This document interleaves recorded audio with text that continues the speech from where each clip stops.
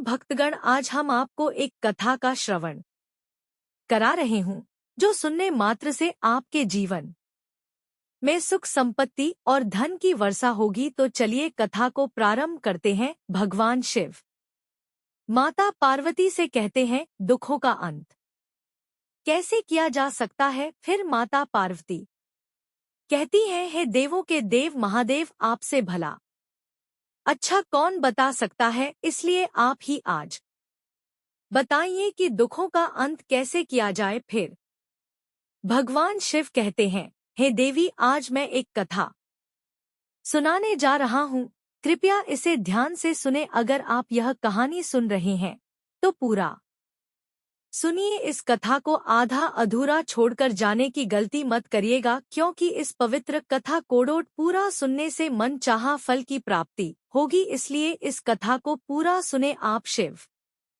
भक्त हैं तो भोलेनाथ का अनादर ना करें। एक बार संध्या के समय बीरपुर के राजा चंद्रभानु सिंह जंगल से शिकार खेलकर अपने राज्य को वापस लौट रहे थे। तभी रास्ते में उन्होंने देखा एक बालक जलती हुई चिता के पास खड़ा था। बालक को देखकर राजा अपने घोड़े से उतरे और बालक के नजदीक जाने लगे। जब राजा उस बालक के नजदीक पहुंचे तो बालक कह रहा था, माँ, मैं तुम्हारी सौगंध खाकर कहता हूँ, मैं एक दिन बहुत बड़ा आदमी बनकर तुम्हारे सपनों को पूरा करूंगा। राजा उसके बिल्कुल नजदीक पहुंच गए और पूछा, बेटा तुम कौन हो। बालक ने कुछ घबराकर कहा, आप डरो नहीं, मैं बीरपुर का राजा हूँ। अभी तुम अपनी माँ के चिता के पास बहुत बड़ा आदमी बनने की सौगंध खा रहे थे। क्या मैं जान सकता हूँ कि इस सुनसान जंगल में तुम अपनी माँ की चिता के पास अकेले क्यों खड़े हो। तुम्हारे बाकी संबंधी और रिश्तेदार कहाँ हैं। महाराज, मेरी माँ और मैं इस जंगल में अकेले ही रहते थे, लेकिन मेरी माँ ने मरते समय मुझे बताया कि मेरे दादा अलीगढ़ के धनी सेठ करोड़ी मल थे। मेरी माँ और पिताजी का प्रेम विवाह हुआ था, और चूंकि मेरी माँ एक बहुत ही गरीब परिवार से थी, इसलिए मेरे दादाजी उन्हें पसंद नहीं करते थे। विवाह के कुछ दिनों बाद ही बगीचे में घूमते हुए मेरे पिताजी को सांप ने काट लिया और उनकी मृत्यु हो गई। इस पर मेरे दादा दादी ने मेरी माँ को अपशकुनी और मनहूस यह कहते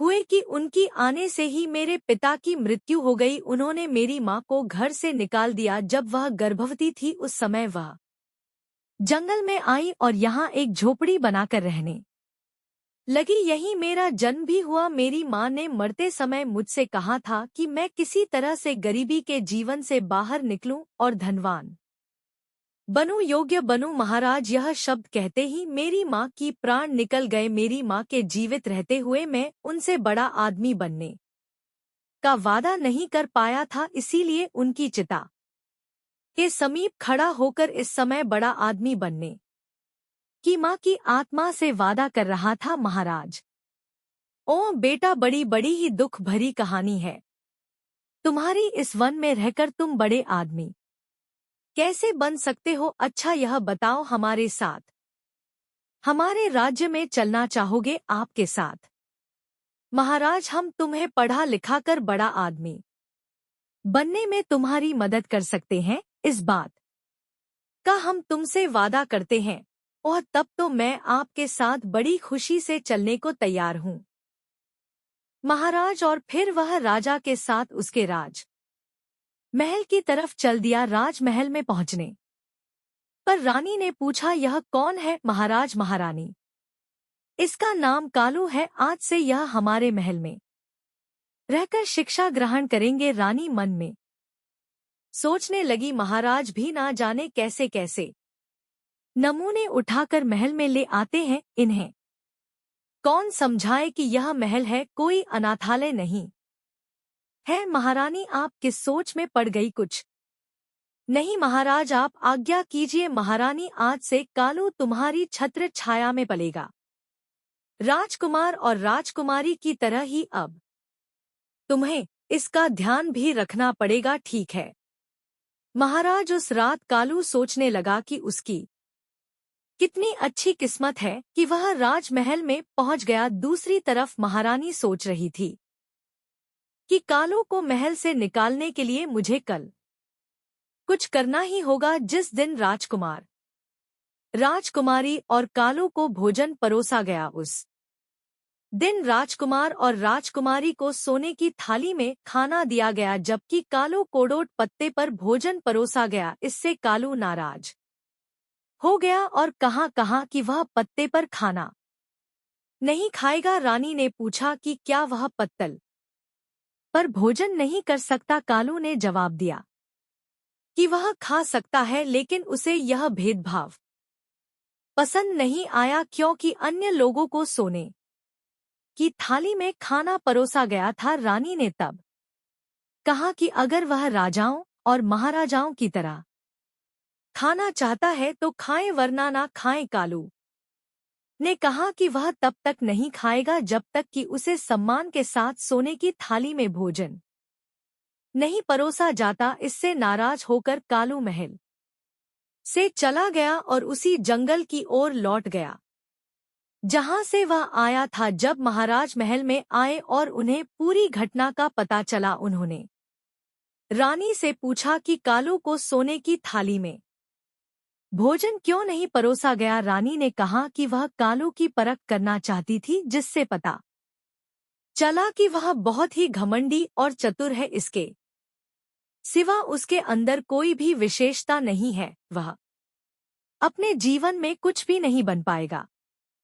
महारानी बेशक उसे पत्ते पर भोजन परोस कर तुम उसकी परीक्षा लेना चाहती थी, परंतु तुमने यह ठीक नहीं किया। वह अभी बालक है, उसे अपमान महसूस हुआ होगा, कहीं वह महल से चला ना जाए। महाराज महल का सुख वैभव छोड़कर वह कैसे जा सकता है। भला राजा तुरंत कालू को महल में ढूंढने लगे, परंतु वह उन्हें महल में नहीं मिला। कालू अवश्य ही जंगल में अपनी झोपड़ी में चला गया होगा। मुझे तुरंत वहां जाकर उस बेसहारा बालक को वापस महल में लेकर आना चाहिए। राजा अपने घोड़े पर सवार होकर जंगल की तरफ निकल चले। इधर जब कालू वापस जंगल में आ गया था, गंगा नदी के किनारे त्रिकुट नाम से एक विशाल वन था, जिसका कोई दूसरा छोर नहीं था। वहीं पर ब्रह्मा ऋषि नाम का एक साधु रहते थे। वह बहुत ही करुणामय थे। जब भी कोई यात्री उस तरफ से गुजरता, साधु महाराज उनसे निवेदन करते कि वे कुछ समय के लिए उनकी कुटिया में विश्राम करें और फिर यात्रा जारी रखें। यात्री उनके निवेदन कोड़ोट स्वीकार कर लेते और उनकी कुटिया में आराम करते। बाद में यात्री उन्हें प्रणाम करके अपने रास्ते निकल जाते। इस प्रकार साधु महाराज उस वन में गुजरने वाले यात्रियों की सेवा किया करते थे। इसी वन में कालू नाम का एक डाकू भी रहता था। लूटपाट करना उसका पेशा था और जो भी यात्री उसे पैसा देने में हिचकिचाना, उसे कालू बिना किसी झिझक के मार डालता था। इसी भय से लोग उस जंगल से गुजरने के लिए 100 बार सोचते थे, और अगर कोई बहादुरी से उस जंगल में प्रवेश करता भी तो डाकू कालू उसे लूट लेता। इस तरह डाकू कालू का खौफ आसपास के सभी गांवों में फैल गया था। एक दिन गांव के कुछ लोग एकत्र हुए और उन्होंने डाकू कालू से मुक्ति पाने की योजना बनाई। एक व्यक्ति ने कहा, कालू डाकू का आतंक दिन प्रतिदिन बढ़ता जा रहा है, हमें इससे कैसे निपटना चाहिए। एक ने कहा, भाइयों, संगठन में बहुत ही शक्ति होती है। यदि हम सब मिलकर उस पर धावा बोल दे तो कैसा रहेगा। इससे तो हम सहज ही उसे अपने कब्जे में ले लेंगे, तब हम उसकी गर्दन काटकर उसे मार देंगे। विचार तो तुम्हारा बहुत ही उत्तम है, तो फिर देरी किस बात की। आज ही कालू डाकू पर धावा बोल दिया जाए। उसी समय सभी लोग अस्त्रों शस्त्रों से लैस होकर चित्रकूट जंगल की ओर चल पड़े। वन में पहुंचकर वो डाकू कालू को ललकार लगे, कहा, छिपा हुआ है डाकू कालू, बाहर निकल देख आज। हमें तो लूट नहीं पाएगा, तेरी मौत बनकर आए हैं आज हम सबसे, तू बच नहीं पाएगा शिकार के फेर में। झाड़ियों में छुपे डाकू कालू ने जब देखा कि बहुत से लोग उसके खिलाफ बोल रहे हैं तो वह अचानक चौंक गया। उसने सोचा कि अगर आज वह इस भीड़ के हाथ लग गया तो उसका बचना मुश्किल है, जबकि वे लोग लगातार उसे चुनौती दे रहे थे। डाकू कालू ने सोचा कि यहाँ तो मुझे यह लोग जरूर पकड़ लेंगे, मुझे कहीं और छुप होगा ताकि मैं अपनी जान बचा सकूं। यह सोचकर वह वहां से उठा और चुपचाप वहां से निकल भागा। जल्दी ही उसे साधु की कुटिया दिखाई दी। उसने सोचा कि मुझे इस कुटिया में शरण लेनी चाहिए। वह कुटिया के समीप पहुंचा तो वह बहुत ही हाँफ रहा था। साधु ने उसे देखा और कहा, कौन हो तुम? इस तरह से हाँफ क्यों रहे हो और इस वीरान जंगल में तुम अकेले क्या कर रहे हो? कौन हो तुम?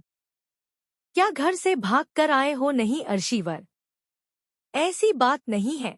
तब कालू ने ऋषि को अपनी राम कहानी सुनाई। तब अर्शी ने कहा, तो तुम बड़ा आदमी बनना चाहते हो? हाँ अर्शी, पर समझ नहीं पा रहा हूँ कि मैं बड़ा आदमी कैसे बनूंगा। बेटा, यहाँ पर रहकर तुम बड़े आदमी कैसे बन सकते हो? बड़ा आदमी बनने के लिए बुद्धि की आवश्यकता होती है और बुद्धि विद्या ग्रहण करने से आती है। परंतु महाराज, मैं विद्या कैसे प्राप्त करूं? मेरे पास तो शिक्षा हेतु कोई धन नहीं है, मुझे कौन पढ़ाए? आर्शवर ने कहा, बेटा, यदि तुम सच्चे दिल से शिक्षा प्राप्त करना चाहते हो तो मेरे आश्रम में रहकर तुम विद्या प्राप्त कर सकते हो। फिर कालू ने किसी तरह से अपनी उखड़ी हुई सांसों पर काबू पाया और कहा, साधु बाबा, कुछ लोग मेरी हत्या करने के लिए वन में मुझे खोज रहे हैं, उनसे मेरी रक्षा कीजिए। जा तू अंदर कुटिया में जाकर छिप जा। कालू ने ऐसा ही किया और कुटिया के अंदर जाकर छिप गया। तभी कालू को खोजती हुई लोगों की भीड़ कुटिया के पास आ पहुंची और साधु महात्मा से पूछने लगी, बाबा, क्या आपने यहाँ से किसी आदमी को गुजरते हुए देखा है? आप लोग किस आदमी की बात कर रहे हो? हम कालू डाकू की बात कर रहे हैं, साधु बाबा। उसने मासूम और निहत्थे लोगों को लूटकर बहुत सताया है। वह अपना खजाना भरता है और मौका मिलने पर लोगों की हत्या भी कर देता है। आज हम उसे मारने आए हैं। साधु बाबा, क्या तुम कालू को मारोगे? वह तो पहले ही गंगा नदी में डूबकर मर चुका है। साधु बाबा, तुम क्या कह रहे हो? कालू डाकू मर चुका है। हाँ भाइयों, मेरे कहे पर विश्वास करो और अपने घर वापस लौट जाओ। कालू कुटिया के अंदर छिपा खिड़की से यह सब देख रहा था और सोच रहा था कि आज साधु बाबा की वजह से उसकी जान बच गई। लोग साधु बाबा का बहुत आदर करते थे। उसकी बातों पर विश्वास करके वे वहां से लौट गए। जब लोग चले गए तो डाकू कुटिया से बाहर आया और साधु बाबा से पूछने लगा, साधु बाबा, आपने मेरे बारे में उन लोगों से झूठ क्यों बोला? मैंने उनसे क्या झूठ बोला था कालू? तुम्हारे अंदर का डाकू मर चुका था, इसलिए तुम डरकर मेरी मदद मांगने आए थे। साधु बाबा, आपकी बात सच है। उनसे धन लूटकर तुम अपना लोक और परलोक बिगाड़ रहे हो। इतना सब कुछ करने पर भी क्या तुम्हारे मन को शांति है? तुम निडर होकर अन्य लोगों की तरह जीवन गुजार सकते हो नहीं? हर समय तुम्हें यही डर बना रहता है कि कहीं कोई तुम्हें मार ना दे। बोलो, सत्य है ना? हाँ साधु बाबा। फिर कुछ सोचकर कालू डाकू ने साधु बाबा से कहा, साधु महाराज, आपकी बातों ने मेरी आंखें खोल दी हैं। मैं भी अन्य लोगों की तरह निडर होकर जीना चाहता हूँ। आप मुझे कोई ऐसा उपाय बताइए जिसको करने से लोग मुझे भी आपकी तरह आदर सम्मान से देखें। मैं वचन देता हूँ कि आप मुझसे जो भी काम करने को कहेंगे मैं उसे करूँगा, ऐसा है? तब आओ मेरे पीछे पीछे। तब साधु बाबा एक पर्वत की ओर चल दिए और कालू उनके पीछे पीछे था। पर्वत की तलहटी में पहुंचने पर साधु महाराज ने कहा, कालू, इन 2 पत्थरों को अपने सिर पर उठाकर पहाड़ पर मेरे पीछे पीछे चलो। अच्छा साधु बाबा। कालू ने ऐसा ही किया और उसने दोनों पत्थर उठा लिए और अपने सिर पर रखकर साधु बाबा के पीछे पीछे चलने लगा। कुछ ही कदम चलने पर वह थकने लगा। तब साधु महाराज ने पूछा, क्या हुआ? कालू ने कहा, साधु बाबा, यह पत्थर बहुत भारी है। साधु ने कहा, अच्छा एक पत्थर फेंक दो। कालू ने तुरंत एक पत्थर फेंक दिया और फिर से साधु के पीछे चलने लगा। कुछ दूर जाने पर कालू ने कहा, साधु बाबा, यह अकेला पत्थर भी कम भारी नहीं है, अब मैं चढ़ाई नहीं कर सकता। साधु ने कहा, ठीक है, इसे भी नीचे फेंक दो और मेरे पीछे आओ। कालू ने दूसरा पत्थर भी फेंक दिया और साधु के पीछे पहाड़ पर चढ़ने लगा। अब वह आसानी से पहाड़ की चोटी पर पहुंच गया। वहां पहुंचकर कालू ने कहा, साधु बाबा, आप मुझे यहाँ पर क्यों लाए हैं? तुम्हें एक शिक्षा देने के लिए। देखो, अब तक तुम्हारे सिर पर लूटमार और हत्या रूपी 2 भारी पत्थरों का बोझ था जो तुम्हें जनप्रिय रूपी पहाड़ पर चढ़ने नहीं देता था।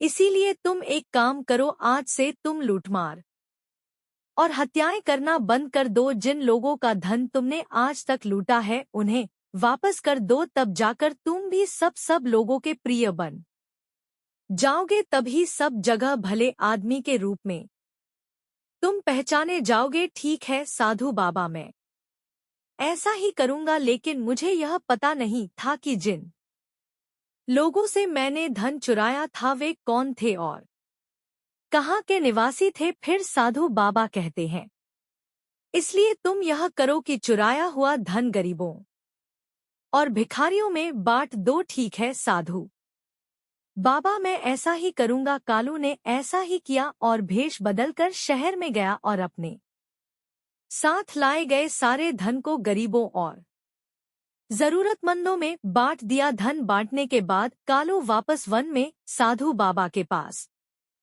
आया। साधु बाबा, मुझे अपनी शरण में ले लो। मैंने अब तक कोई भी अच्छी बात नहीं सीखी है, मुझे अच्छी ज्ञान भरी बातें सिखाकर मेरे जन्म को सार्थक बना दो। साधु बाबा ने उसे अपना शिष्य बना लिया और कहा, कालू, जहां तक हो सके हमेशा दूसरों की मदद करो, दूसरों की सहायता करो। यही मानवता की सच्ची सेवा है और यही भगवान की सेवा है। कालू ने सच्चे दिल से साधु बाबा की सेवा की और साधु बाबा के सानिध्य में 5 वर्ष बिताए। इसी बीच साधु बाबा की कृपा से वह अत्यंत ही बुद्धिमान और सच्चे चरित्र वाला बन चुका था। तब एक दिन साधु बाबा ने कालू से कहा, कालू, आज तुम्हारी शिक्षा पूरी हुई है। कालू ने कहा, पर मैं शिक्षा का मूल्य कैसे चुकाऊंगा? आश ने उत्तर दिया, बेटा, शिक्षा का कोई मूल्य नहीं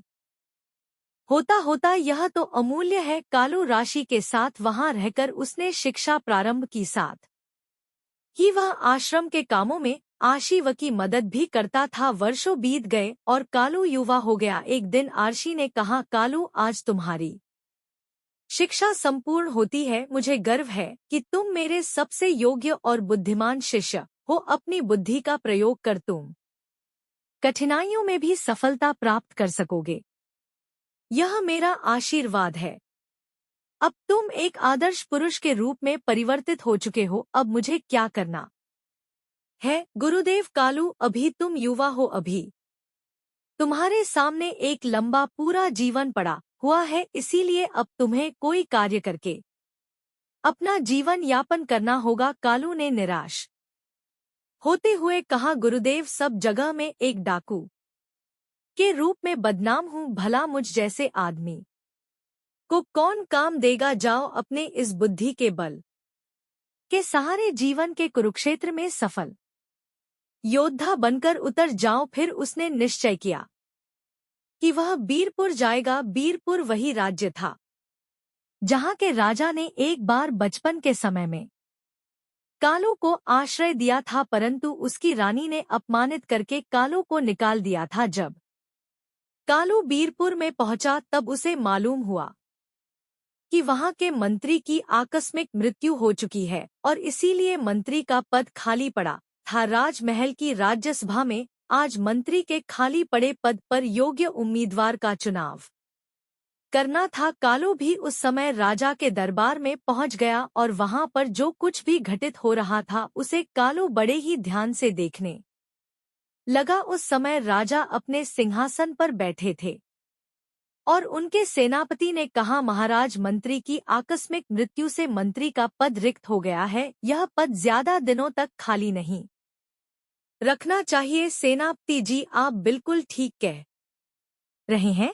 आज तक जो परंपरा चली आ रही है उसी के अनुसार मंत्री के पुत्र सारंग कोडोट मंत्री का पद सौंपा जाएगा। पर क्या सारंग इस पद के लायक है? चाहे लायक हो या ना हो, राजकीय परंपरा के अनुसार यह पद उसे ही सौंपा जाएगा। हम अब दरबार में इसकी घोषणा करेंगे। इतने में कालू आगे बढ़ा और बोला, महाराज, समय के साथ पुरानी परंपराओं को बदल देना ही समझदारी है। तब एक युवक ने कहा, मेरा नाम यश है महाराज और मैं मंत्री पद के लिए अपना नाम पेश करना चाहता हूं। कालू ने अपना नाम यश बताया ताकि राजा चंद्रभानु सिंह उसे पहचान ना पाए। बहुत सालों के बाद राजा चंद्रभानु सिंह बूढ़े हो चुके थे।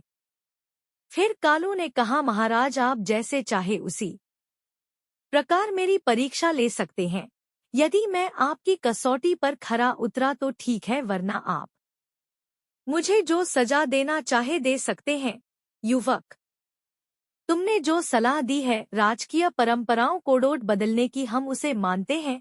उस सलाह पर हम तभी अमल कर सकते हैं जब तुम हमारे द्वारा ली गई परीक्षा में उत्तीर्ण हो जाओगे। हम सारंग और तुम्हारी दोनों की परीक्षा लेंगे। जो भी इस परीक्षा में उत्तीर्ण होगा उसे हम बियर आपू का मंत्री बनाएंगे। राजा चंद्रभानु सिंह के आदेश पर सोने की म्यान में रखी हुई 2 तलवारें तुरंत राज दरबार में पेश की गई। तब राजा चंद्रभानु सिंह ने सारंग को एक तलवार दी और कहा, सारंग, तू उत्तर दिशा में जाना है और वहां के समीप राज्य केसरपुर में जाकर वहां के राजा केसर सिंह को यह भेंट देकर आना है। उसके बाद महाराज ने एक सोने की तलवार यश को दी। कहा, यश, तुम्हें पश्चिम दिशा के सीमावर्ती राज्य विशालपुरम में जाकर राजा विशाल तक यह भेंट पहुंचा है।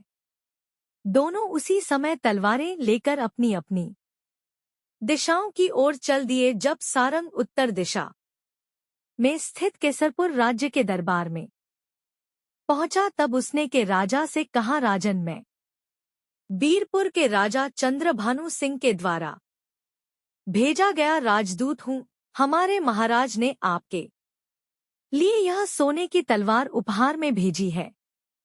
राजदूत, हम आपके महाराज की इस उपहार कोडोट स्वीकार करते हैं।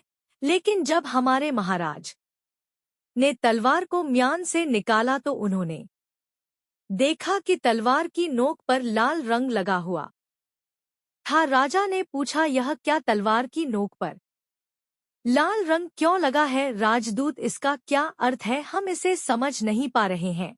तब सारंग ने मन ही मन सोचा, तलवार की नोक पर लगे इस लाल रंग का क्या मतलब हो सकता है? मैं इसका मतलब नहीं जानता। फिर भी इस समय राजा केसर सिंह के सवाल का उत्तर ना देना ठीक नहीं होगा। यह सोचकर उसने कहा, हाँ राजन, लाल रंग का यही रहस्य है कि या तो आप हमारे राजा की तलवार की शक्ति स्वीकार कर लें, वरना हमारे महाराज की खूनी तलवार आपके राज्य में खून की नदियां बहाने से नहीं चुकेगी। यह बात आपको बता दें कि अब युद्ध भूमि में ही शीघ्र तलवार की धारों का फैसला हो जाएगा। सेनापति जी, राजा चंद्रभानु सिंह ने लाल रंग की तलवार भेजकर हमें चुनौती दी है। आप आज से ही सेना का संगठन शुरू कर दीजिए। हम बहुत जल्द बीरपुर पर आक्रमण करने की योजना बना रहे हैं। यह सुनकर महाराज शारंग घबरा कर वहां से चले गए। वहीं दूसरी ओर जब कालू विशालपुर पहुंचा और वहां के राजा के सामने पेश हुआ तो राजा ने कहा, राजदूत, इस तलवार की नोक पर लगा लाल रंग हमें समझ नहीं आ रहा है, इसका क्या मतलब है? कालू ने गहरी सोच में पड़ने के बाद कहा, महाराज, हमारे राजा आपका बहुत सम्मान करते हैं। यह तलवार उसी सम्मान का प्रतीक है। तलवार की नोक पर लाल रंग लगाने का मतलब है कि हमारा राजा और उसका राज्य आपकी मित्रता के लिए किसी भी हद तक जा सकते हैं। राजा ने खुश होकर कहा, बहुत अच्छी बात है। मैं आपके राजा की इस मित्रता की तलवार को स्वीकार करता हूँ और उनका हार्दिक धन्यवाद करता हूँ। मैं भी पूरी कोशिश करूंगा कि आपके राजा का सच्चा मित्र बनूं। मेरा तन मन हमेशा उनके लिए समर्पित रहेगा। इसके बाद राजा ने कहा, राजदूत, मैं आपके राजा को इस सेना की एक टुकड़ी और कुछ बहुमूल्य उपहार भेंट कर रहा हूँ।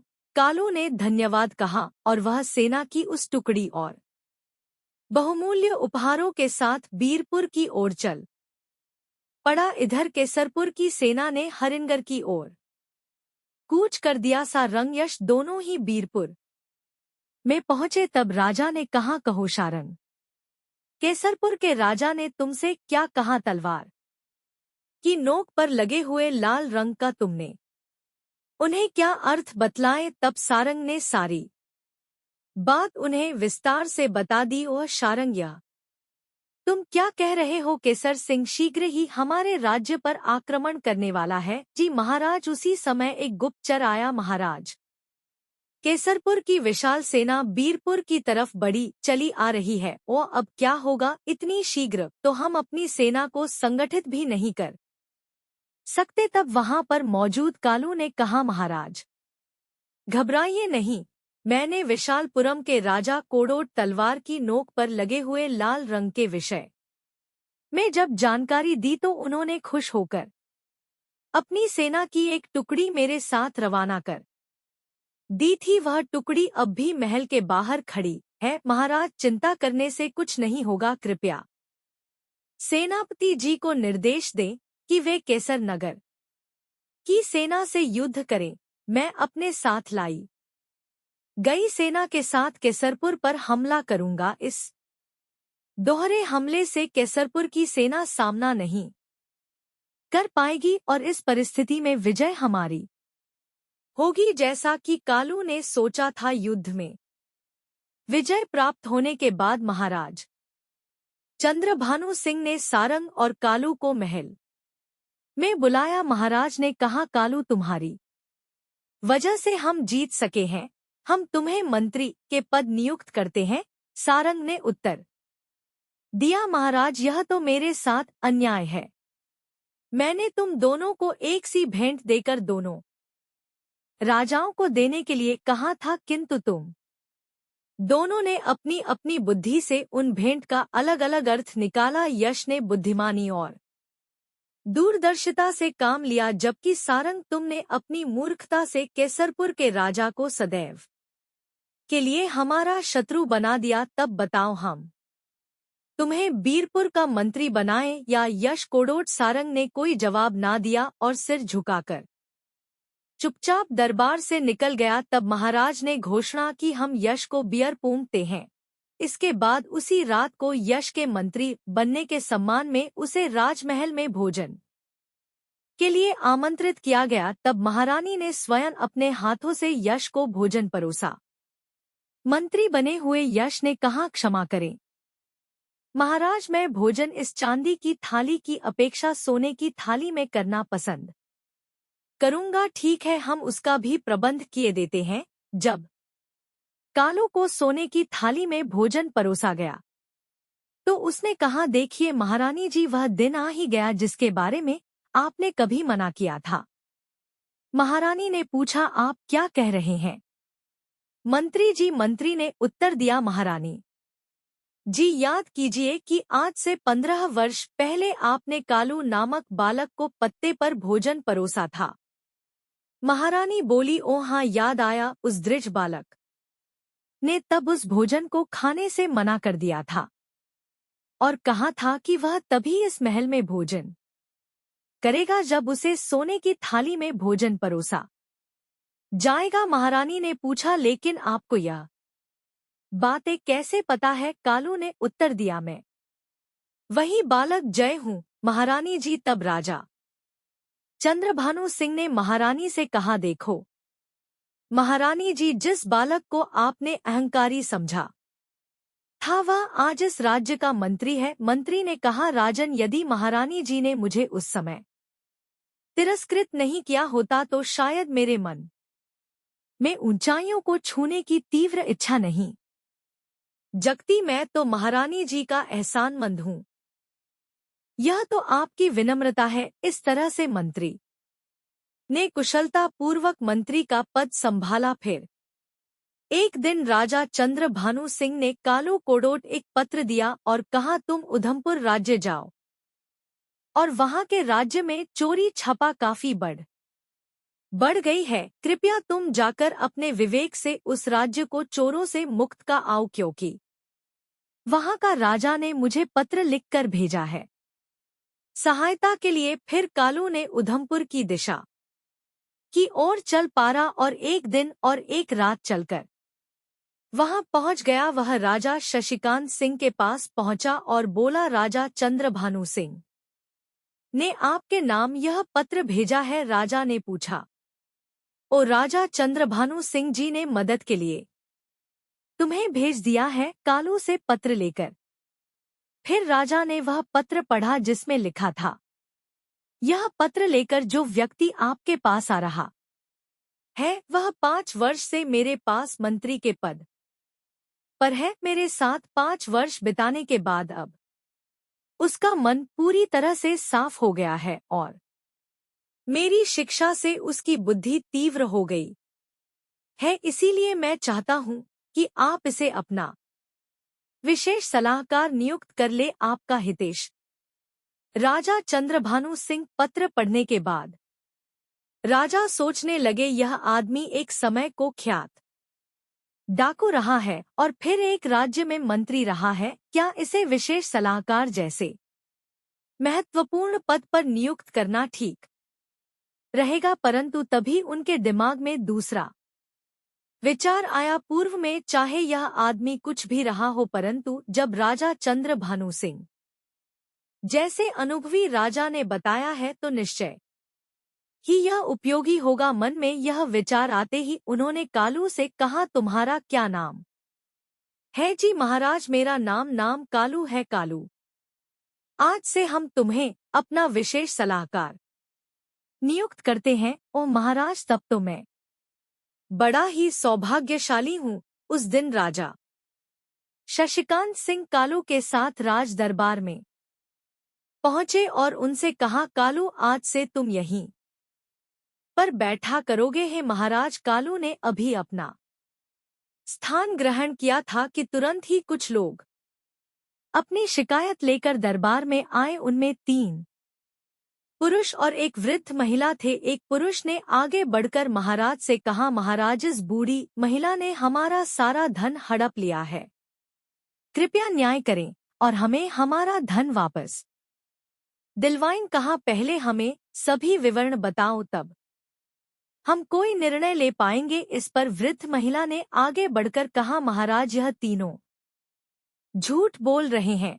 मैं शुरू से ही आपको पूरी बात बताऊंगी। और उसने अपनी कहानी सुनाना शुरू किया। महाराज, यह 4 व्यापारी आपके राज्य में व्यापार करने आए थे और यहाँ उन्होंने भारी मुनाफा कमाया, जिससे उनके पास काफी धन इकट्ठा हो गया। फिर बुढ़िया ने कहानी सुनाते हुए बताया कि एक दिन यह 4 लोग अपना संपूर्ण धन लेकर उसके पास आए। उन्होंने कहा, बुढ़िया माँ, हम इस राज्य में नए हैं और हमारे पास काफी धन है। कृपया हमारे धन की रक्षा करो। बुढ़िया ने पूछा, मैं रक्षा कैसे करूं? हम तुम्हारे घर के आंगन में धन गाड़ देंगे और जिस दिन हम चारों एक साथ आकर अपना धन मांगे उस दिन तुम हमें धन वापस कर देना। अगर हम में से कोई एक आकर धन मांगे तो उसे मत देना। यह तो बहुत सरल है, पर मेरे लिए क्या है? व्यापारियों ने कहा, बूढ़ी माँ, इसके बदले में हम भी तुम्हें धन देंगे। बुढ़िया ने तब कहा, तब मुझे तुम्हारी बात मंजूर है।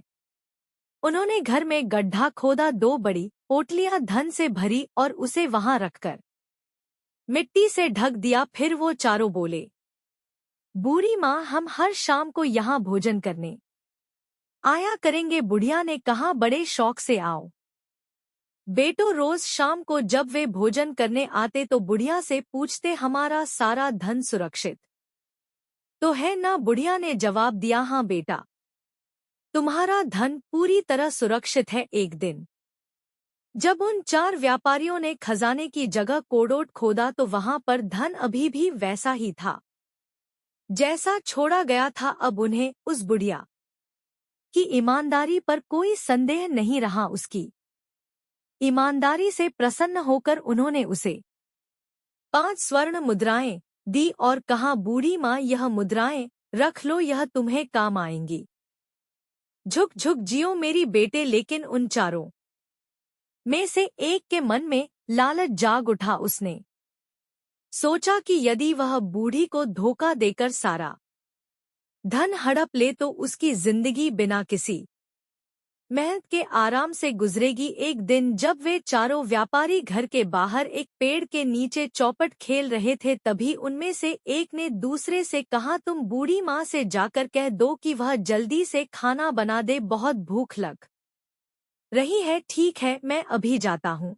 और घर की ओर चल दिया। वह सोच रहा था कि यह सबसे अच्छा मौका है जब उसके साथी बाहर व्यस्त हैं और वह अकेले धन को हट सकता है। घर के अंदर पहुंचकर उसने बूढ़ी माँ से कहा, बूढ़ी माँ, हमें इस वक्त सारे धन की आवश्यकता है।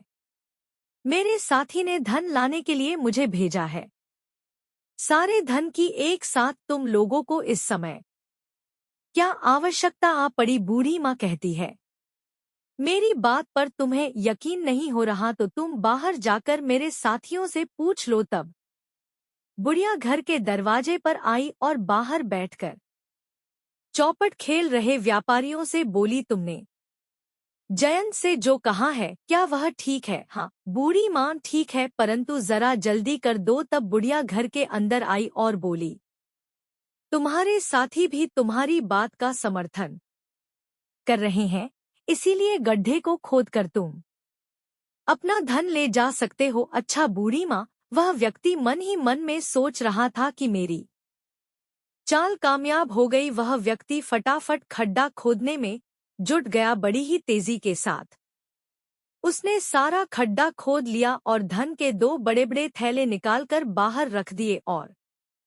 बूढ़ी माँ से बोला, बूढ़ी माँ, तुम जरा एक लोटा पानी ला दो, मुझे बड़ी ही प्यास लग रही है। अब आई लाई बेटा। और फिर बुढ़िया पानी लेने चली गई। इतने में पलक झपकते ही वह व्यक्ति ने दोनों धन से भरे हुए थैले उठाए और घर के पिछवाड़े में एक घोड़ा खड़ा था, उसकी पीठ पर लाद कर वह तुरंत वहां से फरार हो गए। दूसरी ओर उनके साथी जो बाहर बैठकर चौपट खेल रहे थे, वह सोचने लगे कि मेरा मित्र अभी तक क्यों नहीं लौटा।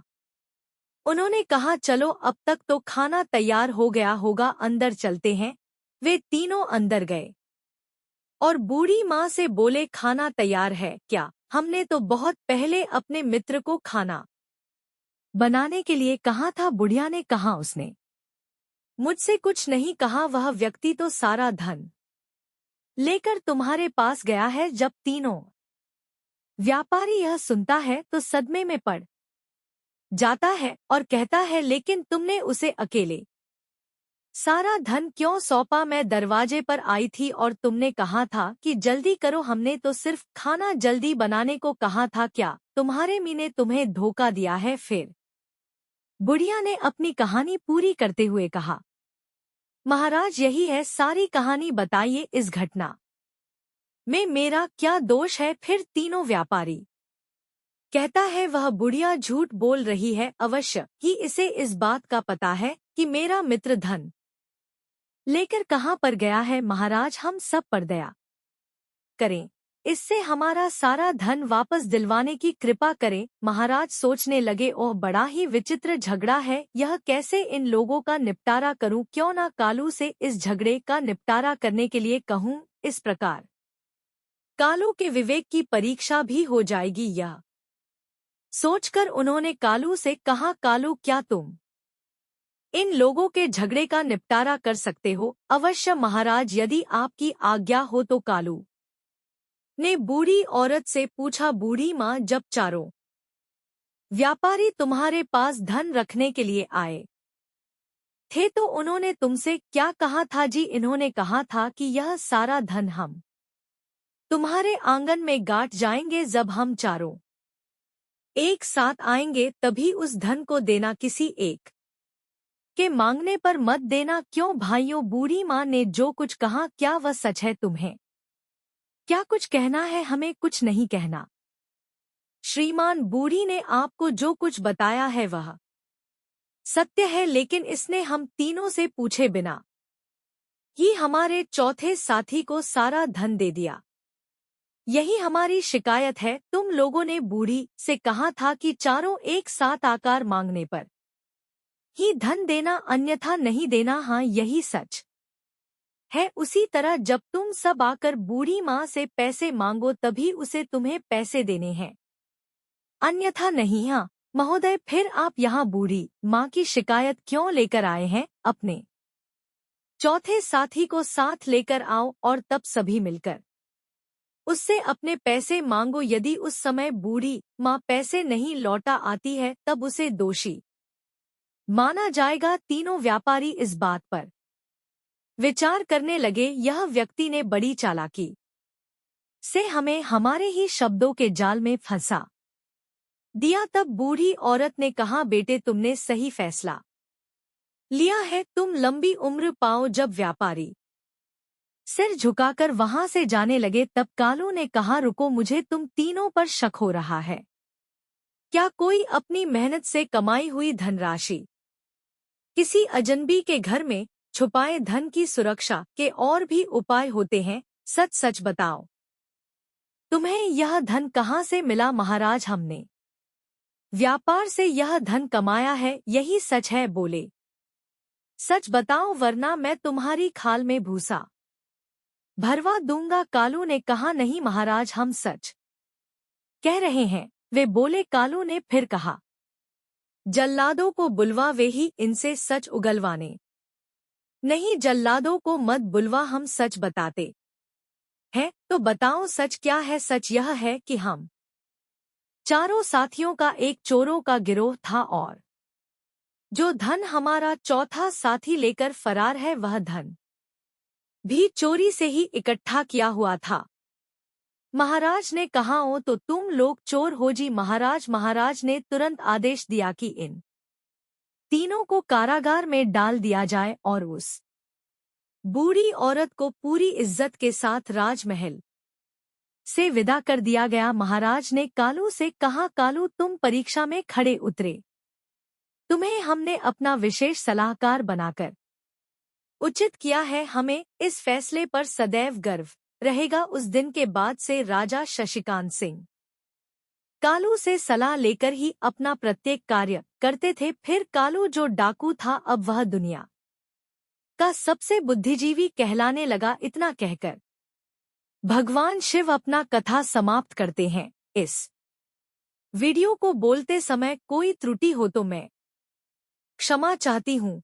उम्मीद है आप सभी को यह वीडियो अच्छी लगी होगी। अगर आप शिव के सच्चे भक्त हैं तो चैनल को सब्सक्राइब और वीडियो को लाइक करके कमेंट में हर हर महादेव लिख दीजिए।